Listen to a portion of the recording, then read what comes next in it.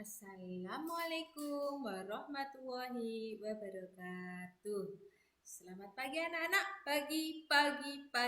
Bagaimana kabar hari ini? Alhamdulillah, luar biasa, Allahu Akbar. Tetap semangat anak salih-salihaku. Pagi ini sebelum kita belajar bersama, Bu Guru ingatkan anak-anak sudah melaksanakan sholat duha dan ngaji morning. Alhamdulillah yang sudah, yang belum segera melaksanakan ya. Semoga ibadah kita hari ini diterima oleh Allah Subhanahu wa taala dan kita selalu dalam lindungannya. Amin. Hari ini kita belajar di tema 3 benda di sekitarku. Sebelum kita belajar, marilah anak-anak kita berdoa terlebih dahulu. Bismillahirrahmanirrahim. Raditu billahi rabba wa bil islami dina wa bi Muhammadin nabiyya wa rasula. Rabbi zidni ilma warzuqni fahma. Amin ya. Alhamdulillah kita bisa belajar bersama lagi di tema 3 benda di sekitarku, subtema 2 wujud benda di pembelajaran keempat. Kita belajar bersama dengan Bu Dewi, yaitu sifat benda cair. Kemarin kita sudah belajar yaitu sifat benda padat. Ya. Sifat benda cair ada 3. Anak-anak, yang pertama yaitu benda cair mengikuti wadahnya.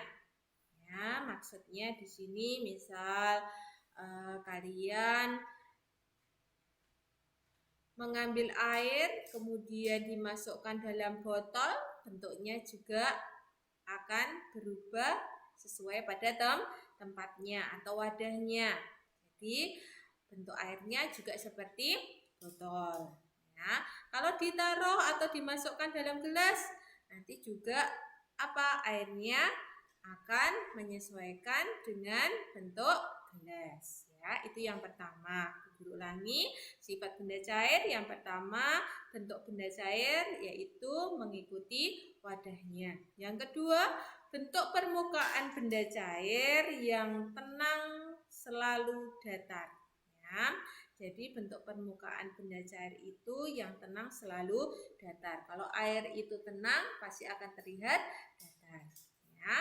Yang ketiga, sifat yang ketiga yaitu benda cair mengalir ke tempat yang lebih rendah. Jadi air itu akan mengalir yang dari tinggi ke rendah. Ya. Nah, contohnya dalam kehidupan sehari-hari kita setiap hari pasti membutuhkan air. Dari mana air itu? Ya, air contohnya bisa dari pegunungan. Dari pegunungan akan mengalir ke bawah, ya, dan bisa ke tempat kita karena kita hidup dalam dataran rendah. Nah, selain kita mempelajari sifat benda cair, ya ada sebuah bacaan air di bumi. Ya. Perhatikan, kita baca air di bumi dengan baik dan benar. Bumi adalah tempat yang berair. Sekitar 71% permukaan bumi tertutup air. Sebagian besar air berada di lautan. Air juga ada di udara sebagai uap air, di sungai dan danau, di es dan gletser, di tanah, dan bahkan pada tubuh kita. Walaupun terdapat banyak air, jumlah air tawar di bumi sangat terbatas. Sekitar 97% air berupa air asin dan 3% berupa air tawar. Hampir 2/3 air tawar berada dalam bentuk es di kutub. Air tawar yang tidak membeku dapat ditemukan di dalam tanah. Nah, itulah anak-anak menjadi wawasan kita bahwa air di bumi ini hanya 97 air itu berupa air asin dan 3%-nya air tawar.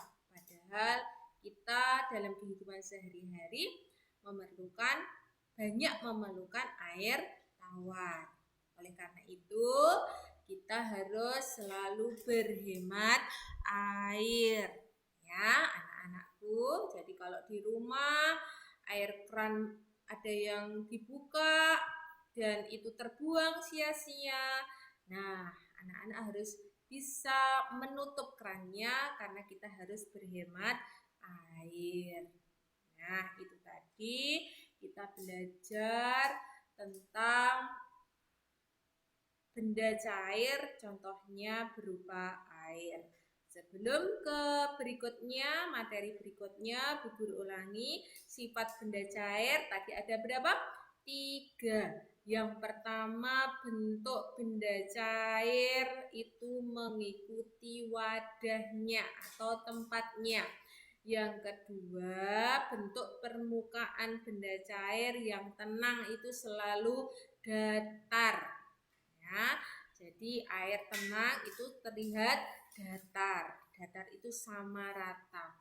Yang ketiga, benda cair mengalir dari tempat yang tinggi ke tempat yang rendah. Itulah sifat dari benda cair. Ya. Berikutnya kita akan mencoba melakukan atau praktek yaitu melempar dan memantulkan bola. Berikut, perhatikan perintahnya, lakukan kegiatan berikut bersama kelompok kalian. Ya, boleh karena kita belum ada di madrasah, karena masih di rumah, bisa kalian lakukan dengan anggota keluarga anak-anak. Ya, bisa dengan ayah, bunda, kakak, adik, atau mungkin dengan teman di sekitar rumah kalian. Sebelum melakukan, tentunya anak-anak harus melakukan pemanasan terlebih dahulu. Bagaimana pemanasannya? Bisa dengan menggerakkan tangan, mengangkat tangan ke atas, ke bawah, diulangi kanan dan kiri, ya, atau mungkin menggerakkan tangan ke belakang. Ya, nah itu untuk apa? Mengantisipasi otot-otot kita tidak kaku. Setelah pemanasan, kalian membentuk 2 barisan. Contohnya bisa pada gambar ini, 2 barisan yang saling berhadapan. Kemudian lemparkan bola kepada teman di seberangmu dengan cara dipantulkan. Jadi tidak ke atas tapi ke bawah. Ini bola, kemudian taruh di depan kita, di dada kita, kemudian dimantulkan ke bawah sekuat mungkin agar nanti mantul ke lawan kita, ya, secara bergantian. Lawan kita memantulkan lagi, kita menangkap, kita melempar lagi, yang menangkap lawan kita dan seterusnya, ya. Nah, itu bisa dilakukan agar tubuh kalian sehat, berkeringat, ya. Kemudian cara yang kedua yaitu dengan memindahkan bola, ya, yaitu dengan cara dipantulkan ke bawah dulu, ya. Kalau kalian sudah bisa dengan baik menangkapnya, baru nanti dengan cara berjalan. Jadi sambil berjalan sambil memantulkan bola, tapi harus tertangkap ya anak-anak ya. Nah, itu tadi yang harus kalian lakukan, yang harus dipraktekkan di rumah dengan cara melempar dan memantulkan bola. Semoga tubuh kalian tetap sehat ya. Berikutnya, ayo membaca. Kita akan mengidentifikasi yaitu kegiatan gotong royong. Apa itu gotong royong? Ya, anak-anak pasti pernah melakukan gotong royong, tapi harus tahu apa itu gotong royong. Ya. Gotong royong yaitu kegiatan yang dilakukan secara bersama-sama untuk menyelesaikan suatu pekerjaan. Ya, jadi dikatakan bergotong royong itu dilakukan bersama-sama agar apa? Pekerjaan itu cepat selesai. Nah, setelah nanti anak-anak membaca di buku paket ya, bergotong royong, memperbaiki selokan. Ada 2 pertanyaan di sini. Yang pertama, apakah yang menyebabkan pekerjaan cepat selesai? Tadi sudah disebutkan Bu Dewi. Kalau kalian memperhatikan dan kalau kalian membaca bacaannya pasti bisa menjawab ya. Yang kedua, apakah arti pentingnya hidup bergotong royong? Nah, arti pentingnya apa? Kita harus selalu ikut gotong royong ya. Jadi gotong royong itu bisa dilakukan oleh siapa saja, tidak harus orang tua laki-laki, tidak. Karena digambar di sini terlihat ada anak-anak, ada bapak-bapak, ada ibu-ibu. Ya, semuanya bekerja bersama-sama dan melakukan tugas masing-masing. Anak-anak bisa membantu yang ringan-ringan, yang bapak-bapak mungkin melakukan pekerjaan yang berat-berat. Ibu-ibu juga mempersiapkan mungkin konsumsi atau mempersiapkan makan dan minum ketika mereka nanti beristirahat. Nah, itu tadi 2 pertanyaan. Anak-anak harus bisa menjawab dan menuliskan satu kegiatan gotong royong. Ya, menuliskan satu contoh kegiatan gotong royong, bisa di rumah, bisa di lingkungan tempat tinggal, bisa di sekolah. Ya, nah, berikan satu contoh saja. Mungkin itu yang dapat Bu Dewi sampaikan. Semoga bermanfaat. Anak solih-solihahku tetap bersemangat dalam pembelajaran ini. Semoga kalian bisa memahami dan bisa mempraktekkan di rumah.